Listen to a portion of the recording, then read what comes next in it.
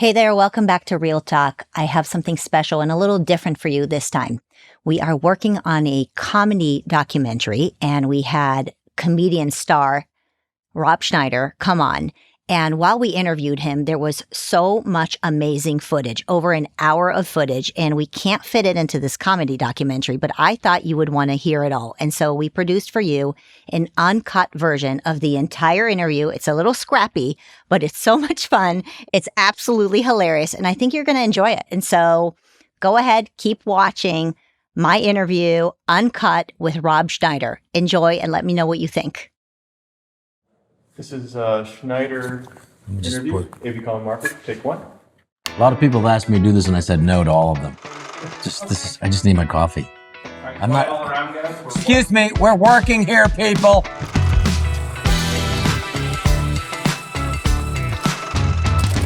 On how to do this. Let's just go. Just talk to me while we're doing it. Just roll. Just roll. Let's just start with, when you think about comedy, Yes. what do you think about? I think about something outrageous and something that's you're not going to hear in your normal day life. People are so busy, and that's why I think comedy is so huge right now, and never more exciting, and never more precarious. You know, Dave Chappelle and Adam Sandler and Chris Rock and Bill Burr and Whitney Cummings and Sarah Silverman when she wants to can do like incredibly illuminating universal truths. What's happening though is that the culture is under attack. Obviously, there's an attack, as Douglas Murray talks about in his brilliant book War on the West, that we are under attack. And so you have this other thing that's happening to them where, the foundational thinking that goes in their mind is being undermined by these group of cretins and malcontents who realized that they couldn't destroy Western civilization through a revolution because capitalism actually improves people's lives. So they had to do it through education. And they've used and they've got their way, and then they've manipulated their way into academia, and then they've manipulated that because who gives a shit about academia? It doesn't really affect people's lives, and then it's moved its way into out of academia now. It's in politics, it's in the courts even. And it's all over the media, and it's 95% of this illiberal nonsense. And so what happens is these people who think this stuff's crazy, they just, I think this is nuts, but they don't have time to really work on it because they're busy with their day. And so a comedian, like a good writer, he's going to have the only difference between a good writer and everybody else, or just any writer, is they have a little bit more time to think about what's happening in their lives and their culture. And then they can write this stuff down. And then they can reflect on it and think about it a little bit more than someone who's just going on busy with their day. So anytime you have that upheaval and in the society, you're going to look for artists who speak to you, who can look at this stuff and comment on it. So you can go, yeah, I thought that was crazy, and somebody's saying it. And right now, unfortunately, you don't have that contrast of ideas anymore, whether it's, NBC's late night guy, ABC's late night guy, NBC's late night guy, or CNN. It's all this, it really is. You can interchange their jokes, and they're completely, there's no individuality. And so people come to comedy so they can hear something, because there is a void of voices that are speaking for individuality. And I want to hear it. And other people want to hear it too. Do you think comedy is immune to the woke virus? No. I mean, comedy's affected by what's ever happening in the culture. And also, for instance, because it is it's a commercial, it is a commercial field. You're there to be successful at it. And one of the ways to gauge your success is how much money you make, how many tickets you sell. And so, yeah, and if you have and then if you get on TV or make movies, so Hollywood does not want you to be controversial. They don't like that I'm controversial, or that I'll say things that don't necessarily jibe with what the illiberal intelligentsia is spewing. I'm a mixed race person. In this age of diversity, they want to hire, let's have Asian people, let's have black people, let's have women, diversity, let's have diversity. So I'm Asian, but I'm not Asian enough where it can help me these days. like Rob Schneider, and like Rob Acabona Ito, you know. And that's a problem in a commercial field because, you know, they want to do TV shows, whatever, and they want to stay away from any of that. And I get that. So yeah, I mean, it is affected. However, I think though, there's a great opportunity. I mean, there's not one show that I do anywhere in the United States, or worldwide at this point, where not every show I do is completely sold out.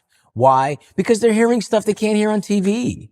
And I think it's a great opportunity. I think anytime there's a cultural dissension and anytime people feel like they're being lied to, like now, and anybody if you're not realizing that your government has been lying to you, then you, as Bobby Kennedy says, you're not paying attention. So the great comedians, the ones who really are cultural touchstones, are the ones who are going to talk about these things and expose them. You know, my good friend Jimmy Dore was just absolutely brilliant and probably said the best thing about COVID. He said, because remember all the advertisements, remember all the stuff? And Jimmy Dore said, remember them telling you, like, don't do your own research. Don't do your own research. You mean read? They would say, please tell me you're not going to do your own research. You've heard people say that. Please don't do your own research. You know, before COVID, doing your own research used to be called reading. So I think there is people are waking up and calling bullshit on this. Well, I completely agree. And I think that people are becoming more famous within the public when they're willing to make people somewhat uncomfortable or actually stare at certain things. Yeah, I'm not there. I'm not there to make you comfortable. I am not there to make you, to reinforce your political echo chamber. If I don't get you to question it on both sides, if I don't get you to question some of this stuff, then some of your foundational thinking, that I didn't do my job. You okay? No, he's not mad. No, he is. You're mad? Yeah, good. That's okay. You know what the cool thing about it in America is? Free speech isn't the speech you like. Nice stuff's not what needs to be protected. It's the stuff that you hate that needs the protection, so that somebody like the government or you doesn't get to decide what everybody else gets to hear. It is such an interesting time to try to do stand-up now that I think the opportunities are great. I stopped doing stand-up for 20 years because I really didn't think there was that many interesting things to fight for. And I think that the attack on Western civilization has come to a head now. And I think, I don't think it'll succeed. James Lindsay, the great, author and intellectual the guy in charge of New Discourses. It's great to hear him speak, and he's much better than I am at it. But he says that this woke cultural abomination is 12 to 18 months away from collapse. And I agree, because people are waking up to it and they're sick of it. You know, if you read the Huffington Post, which I don't recommend, but apparently you do, and you said this morning that they had some thing saying Rob Schneider, and the quote was, I love the quote. I said, I'm sick of Americans are sick of this woke bull. And they are. Enough. Adults, don't make decisions for me of what I'm supposed to laugh at, what I'm supposed to think, or don't choose that for me. You know, my favorite thing that the worst, these aren't even journalists, these are just bloggers. They said, we saw, whatever it is. We saw this movie, we saw this documentary, we saw Rob Schneider's act, so you don't have to. Oh, really? So tell us. Really? So think, please laugh for me, then eat my lunch for me, chew my food for me, because intellectually that's what they're asking you to do. They're asking you not to think. They're asking you not to make your own decisions. They're asking you to just swallow everything that we're saying. Do you feel like something changed? Was there a moment where comedy was freer and then somehow comedy became less free? Yeah, George Floyd. It hit a head. I mean, you had people in a culture that it was a petrol leak ready to explode. And George Floyd was the match. And as soon as that hit, and then combined with the pressure of people's locked away, people being glued to their phones, people being told what to do, literally being isolated. It created I think what what global elites want to create, fear.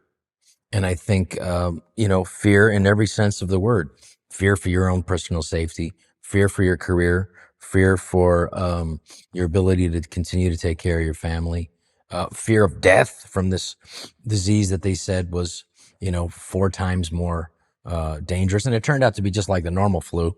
If you were old and I think over 70% of the people who passed away were either elderly or very, obese. And they lied, and they continued to lie.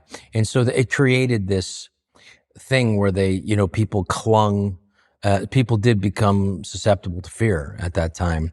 And then they were manipulated as if, as Douglas Murray says in his book, War in the West, sorry, things in the United States with race have never been better. And they present it like it's never been worse. How did the lockdowns impact comedians then? Well, I mean, interestingly, I knew it was bullshit because I know that, this, that the whole vaccine pharma industry is to make money. It doesn't care two shits about health. If you just go to GlaxoSmithKline, or you go to Merck, or you go to Pfizer, and you look at their business thing for people, for investors, and they go, we want cradle to grave drugs. Not for people's health, but for their for their bottom line. It was so overdone. It was so authoritarian that enough people, where it's like 80 million Americans said, bullshit, we're not taking those shots. You're not going to tell us what to do. You're not going to close our bed. We're not buying it. You're not, and you're certainly not taking our guns. And then we are able for the first time in my lifetime to peek behind the curtain and see the great Oz. And you know what? It's just a fucking guy back there and manipulating all this shit. And the American public saw that. If you still believe that masks work, if you still believe that the COVID-19 vaccine stopped you from getting the virus, if you still believe that, then I can't help you. Then don't come see my show, please, because your mind is closed and you have to work on you have some other problems. You still have a daddy complex. You still need people to think for you and make decisions for you. And there is nothing we could do for you. There isn't. You're a fanatical person. You are, whether you believe it or not, you are a fundamentalist. You have a closed system of thought where you will not allow new ideas to come in. You have a fixed idea, and that's fundamentalism, whether it's a religious fundamentalism or whether it happens to be some political ideological fundamentalism. You are gone. Are you allowed to say these truthful, common sense things in places like Hollywood or comedy clubs? Like, what happens? Well, maybe you're famous and you can get away with it, but like, I can get away with it, and I can say what I want. But at the same time, you have to be judicious. I mean, at the same time, you know that, you will be a target if you're going against the status quo. If you're going against, you have to understand, I think it's become pretty obvious now that 95% of academia is no longer teaching. They are creating, they're just churning out, instead of self-thinking students who can think critically to understand the world, what universities are doing now in academia is just churning out advocates to one political form of thought, to one ideology, this illiberal, dogma. And that is what their creation is. And that is a problem, because these are the people, the future leaders and thinkers, and they're not thinking and they're not leading. They're just being told what to do and they're just following. So, I mean, but as far as me, I don't feel like I am not beholden to any particular ideology, but I want to question the stuff that I think is dogmatic. To me, it's like allowing men to compete against women in sports, and attacking women and women's rights and safe spaces. And also, this child mutilation, which hopefully is coming to an end soon, because it affects mostly women, young, impressionable women. These women these are young women that are 13 years old. Just 24 months ago, were still believing in the tooth fairy and Santa Claus. Somehow these 14-year-olds who can't vote, can't get a tattoo, can't drive, can't own a gun, can't fight for their country, somehow they're allowed to make decisions to permanently mutilate and surgically allow these monsters to make them infertile and make them, but it's 20 years later or 5 years later, which is happening a lot. These detransitioners, it's taking away their opportunity to really enjoy womanhood, breastfeeding their child, or even making them infertile. And it's all done by using people's goodwill. It's like, no, we got to protect these people. Yeah, but not at the expense of women. No, you can live your life. You can have your freedom, but you can't take away women's rights. If they really call puberty blockers what they are, the left loves to like reframe an argument, and they go like, it's a puberty blocker. Okay, what is it really? Well, it's a repurposed castration drug for prisoners. Oh, okay. But we have them. We don't want to waste them. Let's give them to children who are confused. They're confused during puberty. This is just insanity. So you have somebody like Ayaan Hirsi Ali, should be a hero. Here, this woman escaped Somalia, suffered the abuses of this terrible fanatical religion, this regime of this religion, and escaped, went to Europe, went to the Netherlands, and became a legislator. She was elected. And her friend was brutally murdered by the Islamic fundamentalists. And she had to escape there because they just, they had the most liberal immigration in Europe was the Netherlands at that time. And they, they're not as liberal anymore. Why? Because crazy people are going in there, fanatical people who would murder people in the street, like what happened to Theo Van Gogh, the friend of Ayaan Hirsi Ali. She comes over here, and instead of being a hero for feminism and for other women, she's attacked. Why? Because she has the audacity to critique the religion that had mutilated her as a child and that holds women in contempt. And so instead of, they're just like, that's Islamophobic. No, it isn't. She knows this religion more than you. She suffered from it. Let's listen to her. And that's the problem with silencing those. And she's a perfect example of what should be raised up in the cultural consciousness as a hero for women. And instead of that, she is derided by people who know nothing about Islam. Thankfully, this has created like a vacuum for comedians to fill. And hopefully they'll talk about some of this stuff and get people back to get our culture, which is the pendulum, when you thought it couldn't swing out anymore, it's still swinging. But if you can get them to realize these things, get them back to a normal swing so that they're not intellectually, so their lives aren't swinging out. So women don't have to worry about changing in the janitor's closet because there's a dude in their locker room. So once people realize, oh, that's not fair. Well, it's presented like, they're all going to kill themselves if they don't get a chance to show their dick in a locker room. No, I'm sorry. You don't get to make that argument because it's not factually true. And if you're going to make that argument, then you got to make the argument for to the people who did transition and they killed themselves. So if you don't want to bring that in, then bullshit. I call bullshit on that argument. And that's the kind of stuff that I think, as a comedian, you got to go there to get laughs.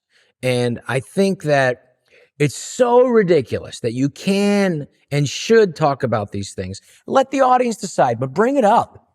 Let them decide for themselves. And then I think, people, when they do come to my shows, I think they walk out and they go like this. Okay, I thought it was just me. But people can walk out and they just like, oof, how was that? It's a group together thinking about something and getting the question and saying, I thought this was crazy. And it is crazy. It is crazy. They went full on attack on you when you made jokes about the LGBTQA, all the letters of the alphabet. Well, what's happening? Any of you guys, when you... Well, no, what's happening is and I'll often joke about them. Look, I love everybody. But don't make up this, you can't just create this new group of untouchables that what is happening with their experience and their life has to take that has to take the focus, and this has to take precedent over everybody else. Women's rights must be trampled because of this new group. And it's just another form of authoritarianism in the guise of tolerance, in the guise of kindness. It's like, we have to do this. It's the best thing for you. No, we have to take these people. You have to isolate yourself for grandma. It's just, now you have to take a back seat. I'm sorry, but you're going to lose your position, your scholarship because of this dude, because he can't win against boys. So, and he needs to feel like a winner. So you lose your scholarship. So it's a thing that, like, if you bring it up, they want to attack you because they don't have a debate. They really cannot express how that's okay. So the only thing they can do is label you as a crazy person, as a right winger, as a whatever. And it's like, you know what? I'm sorry. Let's debate. Let's talk about it. But they won't. They'll just label you as a anti-vaxxer, and I love that term, anti-vaxxer. As if, if you have problems with the new Boeing 737 Max, and you should have a problem because they're crashing and pieces of the plane are falling off. And maybe it's having to do with the fact that they're having diversity now at their corporation. Instead of the most qualified people working on the plane and flying those planes, they want diversity. And hey, diversity is dangerous, as you're seeing. But if you say that there might be a question with the new Boeing 737, nobody is going to label you as an anti-planer. You're an anti-plane guy. No, you're just asking questions. So if but they want to label you, and just so they don't have to talk about it. And so this way the, pharmaceutical industry can just continue to have free reign as like the 85% paying for all media on all platforms. Pharma, 85% in a non-election year. And there's only 2 countries that allow straight to consumer advertisements, and it's New Zealand and America. Every other country goes, that's fucking crazy. It is crazy, but it allows here because that's how powerful the pharmaceutical industry is. But if you question, hey, I had 3 vaccines when I was a kid, and what's the number now? 72 doses of 16 different vaccines before the age of 6. Why? Because it's evergreen. They can make money. It doesn't go generic. So they're always going to make money. And if anything goes wrong, they can't sue. They have liability. But if you question any of that, instead of just saying, you've got some valid questions, or say, well, what are those questions, and talk about it, they just label you like an anti-vaxxer. So, excuse me? Hey, if some girl doesn't want to have sex with some guy, that doesn't make her anti-dick. It just makes her anti-your dick. Rob, what do you think about apologies?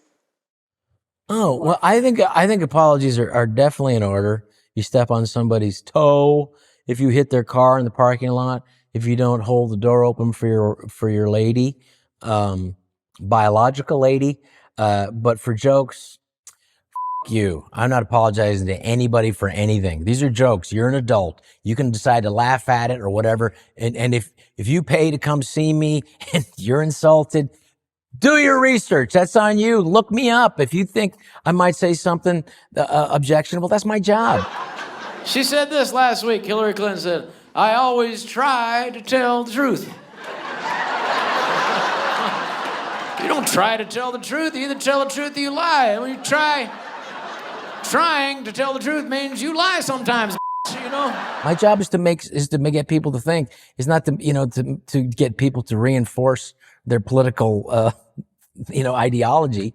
They can stay at home and watch, Stephen Colbert, or they can watch Jimmy Fallon if they want to do that, or Jimmy Kimmel, and then they'll tell you what to think, and then go ahead and think that, because they're not going to ask you to think for yourself. Well, they wanted you to apologize for cultural appropriation. Well, cultural appropriation is a really interesting idea. I mean, the whole idea about different cultures and traveling was to find different things. I mean, Thomas Jefferson, when he went to Europe to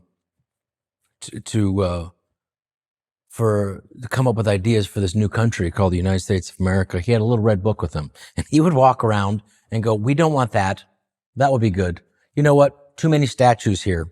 We didn't listen to him on that one, but and he said, "No, let's definitely have some sort of grid system, because London is just not working, because it was really set up and then grew. And then the next thing you know, horses have to go here, and then there's horses have to go here." And he said, "Well, let's come up with a better system than this." And so what he did was cultural appropriation. He took what he wanted and more importantly, what he didn't want from different cultures. Like, I mean, I would love to take, we take couscous from the Middle East and stuff from Saudi Arabia, but we certainly don't want to have women not be able to be exposed, just their eyeballs. Let's not bring that here. I don't want that here. So culturally, we take things from different cultures. Like from Italy, let's take pasta.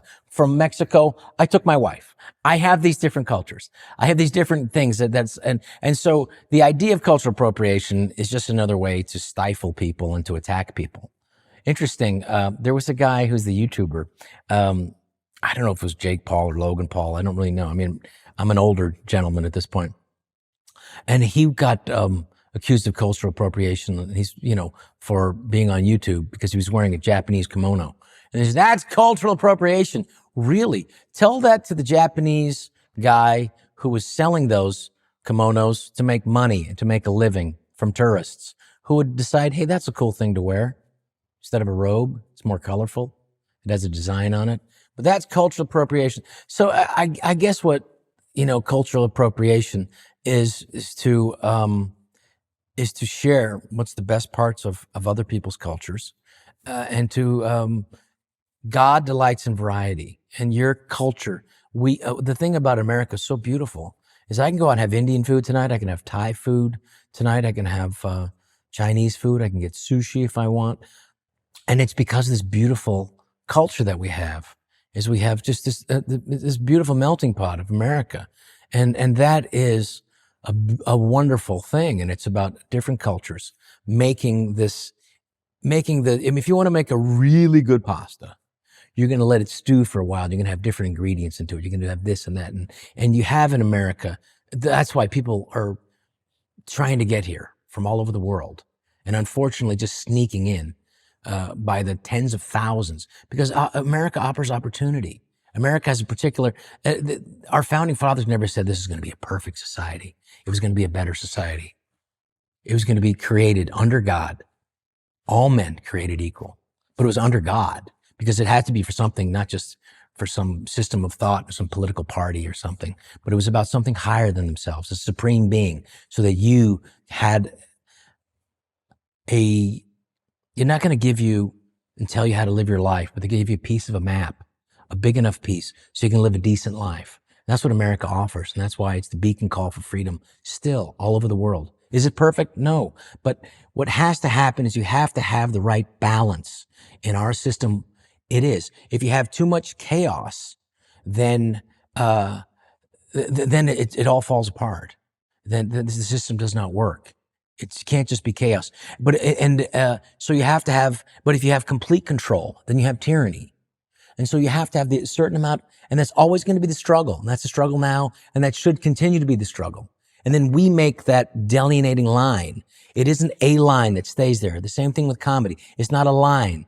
It is like the tides. And I talk about it in my new book, You Can Do It, Speak Your Mind America, is that with the culture, it is a tide and it ebbs and flows. And so the cultural norms that were, from 50, 60 years ago are different now than they were then. And I think there is a cultural low tide and there's a cultural high tide. And the cultural low tide would be when there's more authoritarianism, which, kind of happened into the Republican administration of the early 80s. But it wasn't anywhere near what's happening now, the cultural regression and low tide. There was a high tide of the 90s and early 2000s, and there's another cultural authoritarian low tide that's happening now with this illiberal, crazy ideology that's, trying to attack the West. And I talk about it in my book at great length, and we give, a lot of great research to it. And I suggest to all the PragerU people to go buy my book. You Can Do It, Speak Your Mind, America. And it's a good book.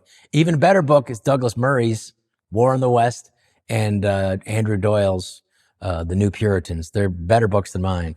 But if you can't get those, get mine.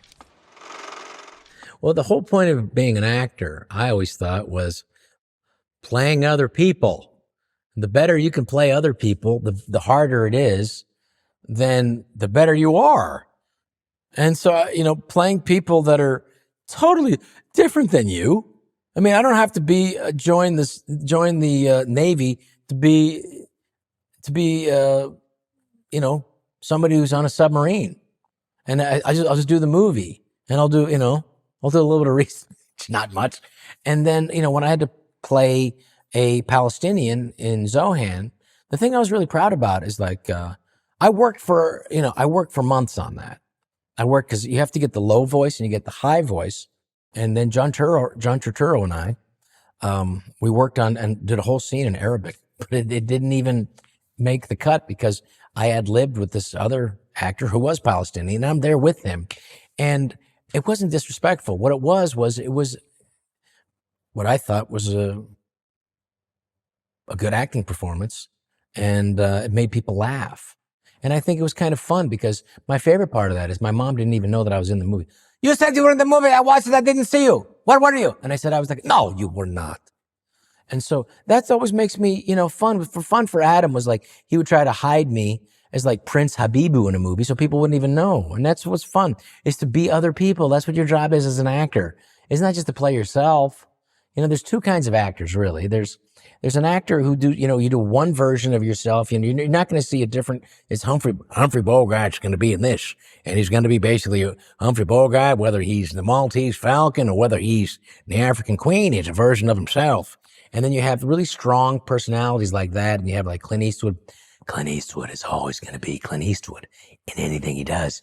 And then you have, guys like Al Pacino who can play wildly different parts. And what fun is in acting is to be able to do that. To me, I want to play somebody who's nothing like me at all, who's a different nationality than me. And, is that offensive? Well, I think if you do it good, no. I think Robert Downey Jr. played a black guy and got nominated for Best Supporting Actor when the Academy Award actually meant something. That's like, because he did it great. How fun is that? Why not? When I make fun of or play different, different people, it's because I think that's what's fun. I think that's what's funny. Suki, come look at it. Mishima. Suki, stupid cow. I say, hey, may I help you?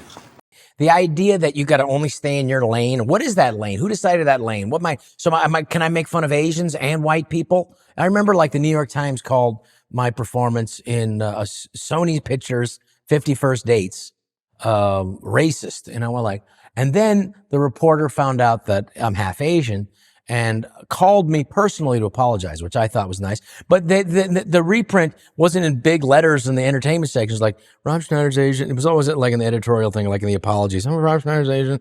And it's like, hey, make it just as big, your apology. But the fact of the matter is, people can make fun of other people and then let people decide. Is it too much or is it not enough? Let the audience decide. The audience is pretty good. They'll let you know if it's funny. They'll let you know if it's too much. But people deciding for other people. And my friend John Cleese, my comedic hero from Monty Python, The Life of Brian, and Faulty Towers. I mean, he's a real comedic genius. The greatest British comedy of all time, voted many, many times, is The Life of Brian. And this is the guy who wrote most of it. John Cleese, he said, I don't believe that the most sensitive members of society should get to decide what everybody else gets to listen to and watch. Let us, are you going to chew my food for me as well? He doesn't say that part, but I do. Do you have a favorite Monty Python skit? Oh my God. Well, first of all, Monty Python was the high watermark of comedy of the 20th century. Why? Because it was silly, but it was also brilliant. And it just destroyed, it destroyed the comedy that led before it. And really did, it was the Beatles of comedy. As the Beatles, changed music, they changed comedy. And they said everything, and silly was king. So even though whatever I talk about in my act, I'm not trying to be bombastic. I'm not trying to make points. I'm just saying that there happens to be a lot of things you can make fun of now. And I try to do it in the silliest way that I can, because that's the stuff that made me laugh. Monty Python. I mean, that stuff, the sillier, the better. The fish slapping dance. It's just absolutely silly. You show that to kids, you show it to adults, and they both pee themselves laughing. Why? Because it's so stupid, but it's wonderful. It's this wonderful absurdist progression of nonsense. But then also in that nonsense is sense, Because what that nonsense is doing is that questioning, maybe your sense is based on some fallacy that needs to be questioned. And that's why comedy is so essential. Good comedy. It must make you question your sense may be nonsense. And that's never been more evident than the last few years of authoritarianism worldwide. So that's why I think the comedians, and the good ones, and there's a lot of them now, in a lot of ways, the comedians have usurped rock and roll. Because, the rock and roll was, in the 60s, was questioning culture and making people ask questions. And it's interesting how you have the predominant, authoritarian Democrats who were I remember the Democrats in the 70s are like, question everything. You got to question the man. Don't just take the government. Government lies. And now it's completely shifted over to don't question anything. Do exactly what the government says. The government has your best interest in mind. If you think in 2024 that the government has your best interest in mind, you are not doing your job to protect yourself and your family. You're not paying attention. What do you think about SNL? SNL is the best description of Saturday Night Live I'd ever heard, and it's still true today. It's a really good restaurant in a fantastic location. And so, I'm very, I love that show, and I'm very hopeful that show will continue to do what it's always done at its best. Comment on what's happening in the culture, regardless of who's in charge. And they are, and they're returning to that roots. And I'm very happy to see them do that. And it's tough because any institution is going to be corruptible, and any institution of a university, and as individuals, I mean, it's tough because, what happens in our society and what has happened is people using and abusing the goodwill of Americans, good people. And if they're screaming about something, they're screaming as but then they must be right because they're screaming. They're certainly upset. So, but in the effort to calm these irrational people, we've allowed liberties to be taken away. And that cannot be allowed. No matter the most irrational person cannot take away the liberties of other people so that they can feel better and more calm. And that is the reason why I'm here today, because there are very few outlets. PragerU is one of them that espouses that important issue. Do you have thoughts on what happened with Shane Gillis? We're kind of happy that now he's back. Well, Shane, the thing about Saturday Night Live, what about comedy is this: the cream rises to the top. If you got on Saturday Night Live, you're the best of the best. You're getting Shane Gillis. I'm one of the, maybe me and Norm Macdonald were the only guys who stood up for him when he got hired and then quickly unhired from a joke that missed on a podcast, making fun of an Asian. And as the first Asian ever on Saturday Night Live, I still stood up for him. And I said, hey, that's wrong to get rid of him. And he's a guy that's perfect for that show because they need him. He could play a fireman, a policeman. He could play a normal dude. And he's really funny. And he's young and funny. But however, the fact of the matter was that they, at that time, they were swept up in this authoritarianism. And like any other institution, I think they got wrapped up in it and they made a mistake. But they acknowledged their mistake. And I would say I'm very proud that great institution, Saturday Night Live, and that comedy kingmaker genius, Lorne Michaels, had him come back and host. They fired Norm Macdonald too. And what did Lorne Michaels do? He brought him back to host. And that was tough because there was a lot of pressure at the time from the head honchos at NBC to get rid of Norm. And there was such pressure that they had to. They couldn't keep him. But they brought him back to host. So I will say that the cream rises to the top, and he's a really funny comedian, and you can't keep a funny guy down. Sorry, you can't. Maybe he doesn't have the same ideology as you, but if he's going to make a room full of people laugh, they're going to tell their friends, and that room's going to get bigger, and then that room's going to get bigger, and then he goes on YouTube, and then 100 million people laugh. Sorry, you can't keep him down. You're going to eventually have to go, okay, let him host. You're optimistic, I guess. You have to be. This is the greatest country in the history of the world. We have the greatest. My mother came from, survived the Japanese occupation of the Philippines. And I grew up with her stories about how difficult it was for her. She had to they starved to get food. She took bed sheets with her mother and her sisters, and they made little designs on them and then walked for days to trade those, old worn down bed sheets, which turned into very comfortable pajamas. So they would take these old pajamas and trade them to the farmers, for camote, which is sweet potatoes. And that's how they survived. She found money in a cave. That's what paid, for her and her sisters to go to school. Because they found it that the Japanese in the cave. So it's that was what I grew up with. So I'm sorry, America, you're not having to find money in a cave that the Japanese buried. You can come to this country from any country in the world, from any nationality, any race. You come here, you work your ass off, you have an opportunity. You could be successful. You could be a millionaire. And unfortunately, the American dream, people seem to forget what that was. It was wasn't being a millionaire, winning the lottery or whatever, or being the winner on the Bachelorette.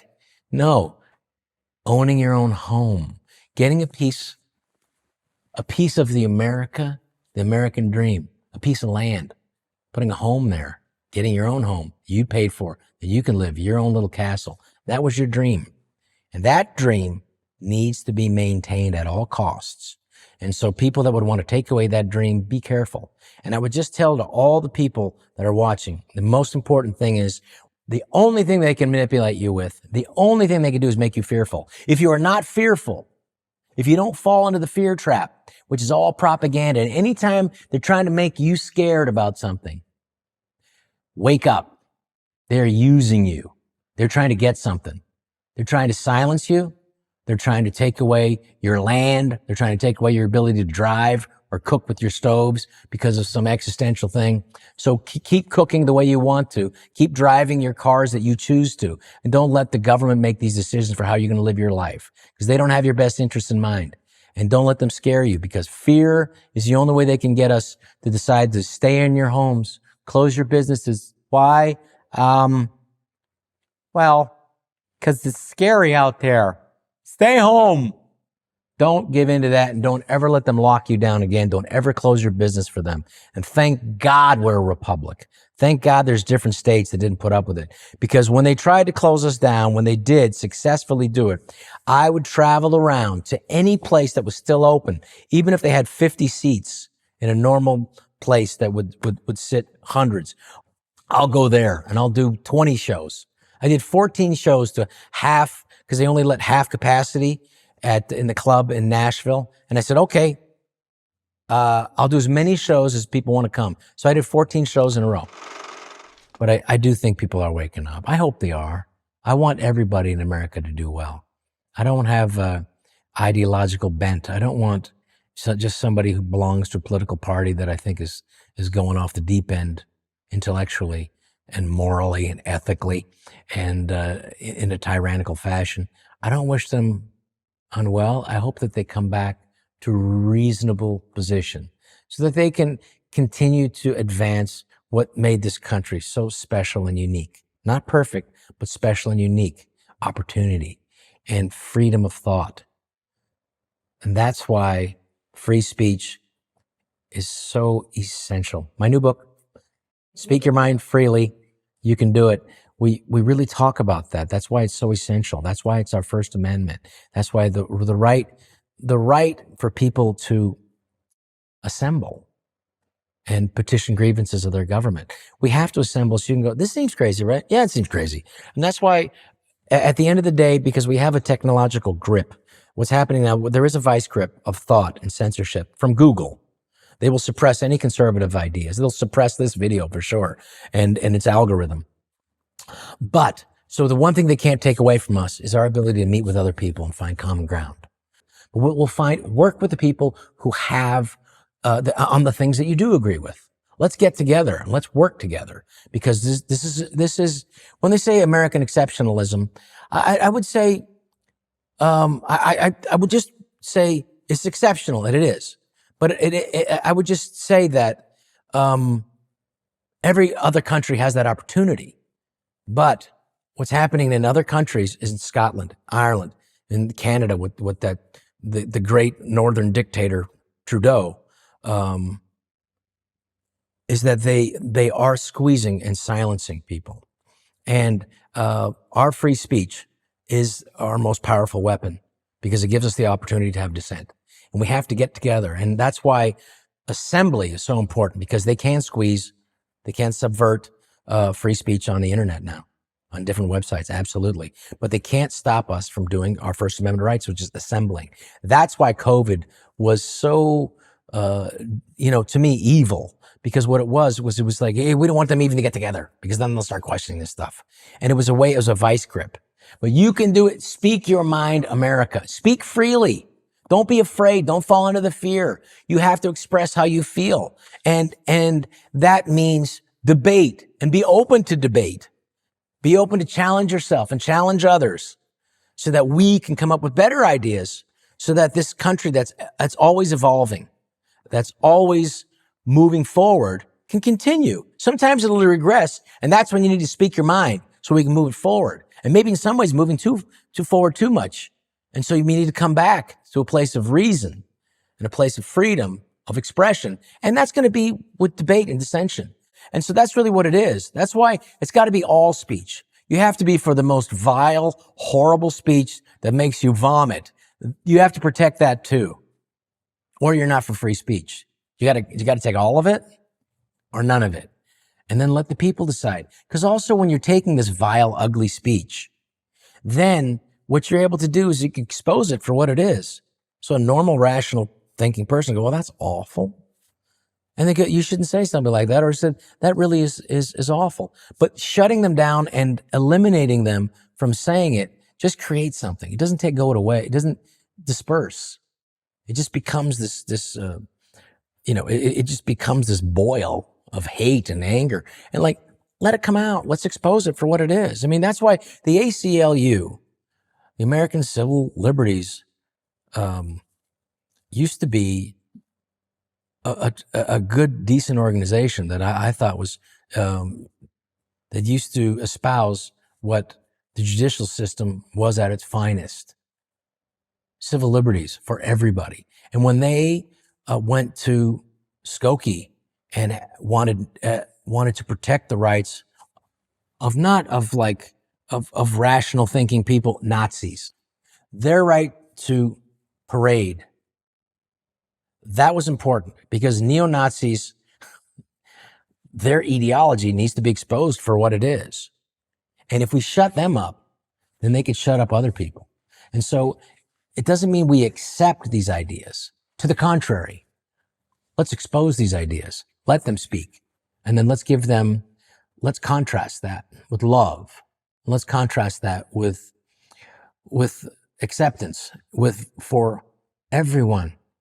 And that's why it's so important to continue to protect free speech, which is under great assault.